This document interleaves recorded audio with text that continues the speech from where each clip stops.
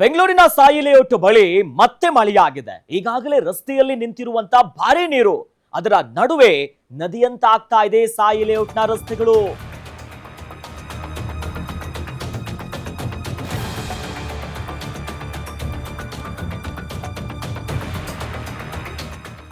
ಮತ್ತೆ ಬೆಂಗಳೂರಿನ ಸಾಯಿ ಲೇಔಟ್ನಲ್ಲಿ ಮಳೆ ಜೋರಾಗಿದೆ. ಬೆಂಗಳೂರಿನ ವಿವಿಧ ಭಾಗದಲ್ಲಿ ಮತ್ತೆ ಮಳೆರಾಯ ಎಂಟ್ರಿ ಕೊಟ್ಟಿದ್ದಾನೆ.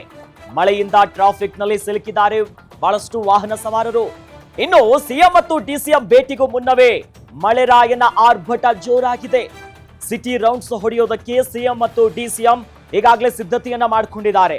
ಅದಕ್ಕೂ ಮುನ್ನವೇ ಬೆಂಗಳೂರಿನಲ್ಲಿ ಮತ್ತೆ ಮಳೆ ಆಗ್ತಾ ಇದೆ. ಈಗಾಗಲೇ ವಿವಿಧ ಪ್ರದೇಶದಲ್ಲಿ ಮಳೆ ನೀರು ತುಂಬಿ ರಸ್ತೆಗಳು ಅಥವಾ ನದಿಯೋ ಅನ್ನೋ ಪ್ರಶ್ನೆ ಮೂಡ್ತಾ ಇದೆ.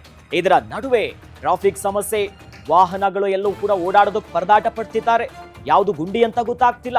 ಅದರಲ್ಲೂ ಬಹಳ ಪ್ರಮುಖವಾಗಿ ಬೆಂಗಳೂರಿನ ಸಾಯಿ ಲೇಔಟ್ ಪ್ರತಿ ವರ್ಷವೂ ಕೂಡ ಮಳೆ ನೀರಿಗೆ ತತ್ತರಿಸಿ ಹೋಗ್ತಿದ್ದಾರೆ ಅಲ್ಲಿನ ನಿವಾಸಿಗಳು. ಹಾಗಾಗಿ ಮತ್ತೆ ನದಿಯಂತ ಆಗ್ತಿದೆ ಅಲ್ಲಿನ ರಸ್ತೆ.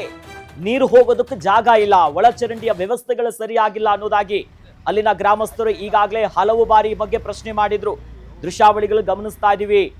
ಮೊದಲೇ ಟ್ರಾಫಿಕ್ ಜಾಮಿನ ಸಮಸ್ಯೆ, ಮಳೆ ನೀರು ನೋಡಿ ನದಿ ನದಿ ಅಂತಿದೆ. ಬೆಂಗಳೂರಿನ ರಸ್ತೆಗಳೆಲ್ಲ ನದಿಯದು. ಅಕ್ಷರಶಃ 4 ವೀಲರ್ ಹೆಂಗೋ ಹಿಂಗೋ ಮುಳುಕೊಂಡು ಸ್ವಲ್ಪ ಆದ್ರೂ ಮುಂದೆ ಹೋಗ್ಬೋದು. 2 ವೀಲರ್ಸ್ಗಳ ಕಥೆ ಏನು, ಓಡಾಡೋದಕ್ಕಾಗೋದೇ ಇಲ್ಲ. ಆ ನಿಟ್ಟಿನಲ್ಲಿ ಮತ್ತೆ ಮಳೆ ನೀರಿನ ಸಮಸ್ಯೆ ಜನರನ್ನ ಕಾಡ್ತಾ ಇದೆ. ಮತ್ತೊಂದು ಕಡೆಯಲ್ಲಿ ಸಿಎಂ ಮತ್ತು ಡಿಸಿಎಂ ಇದೇ ವಿಚಾರವಾಗಿನೇ ಎಲ್ಲೆಲ್ಲಿ ಮಳೆ ನೀರಿನ ಈ ಅವಾಂತರ ಆಗಿದೆ, ಆ ಪ್ರದೇಶಗಳು ಯಾವ್ಯಾವ್ದಿದೆ, ಜನರ ಸಮಸ್ಯೆಗಳು ಏನು, ಅದನ್ನ ಆಲಿಸೋದಕ್ಕಂತಾನೆ ಸಿಟಿ ರೌಂಡ್ಸಿಗೆ ಮುಂದಾಗ್ತಿದ್ರು. ಅದೇ ಹೊತ್ನಲ್ಲಿ ಮತ್ತೆ ಈಗ ಮಳೆರಾಯ ಎಂಟ್ರಿ ಕೊಟ್ಟಿದ್ದಾನೆ. ನಿರಂತರವಾಗಿ ಧಾರಾಕಾರವಾದಂತ ಮಳೆ ಬರ್ತಾ ಇದೆ. ಹಾಗಾಗಿ ಜನರಿಗೆ ಸಮಸ್ಯೆ. ಮನೆಯಿಂದ ಹೊರಬರೋದಕ್ಕಾಗಲ್ಲ. ಹೊರಗೆ ಹೊರೋದು ಮತ್ತು ಮನೆಗೆ ಬರಬೇಕು ಅಂತಂದ್ರೆ ರಸ್ತೆ ತುಂಬಾ ನೀರು, ಗಾಡಿಗೆ ಹೋಗೋಕೆ ಗೊತ್ತಾಗ್ತಿಲ್ಲ. ಆ ನಿಟ್ಟಿನಲ್ಲಿ ಸಮಸ್ಯೆ ಹೆಚ್ಚಾಗ್ತಾ ಇದೆ. ನದಿ ಅಂತ ಆಗ್ತಾ ಇದೆ ಸಾಯಿ ಲೇಔಟ್ನ ರಸ್ತೆಗಳು.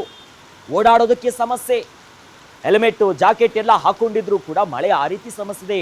ಹಿಂಗ ಕಾಲಿಡಬೇಕು ರಸ್ತೆಗಂತಂದ್ರೆ ಯಾವ್ದು ಗುಂಡಿ ಇದೆಯೋ ಮತ್ತೊಂದು ಏನಾದ್ರೂ ಇದೆಯೋ ಅನ್ನುವಂತ ಭಯ ಜನರಿಗೆ.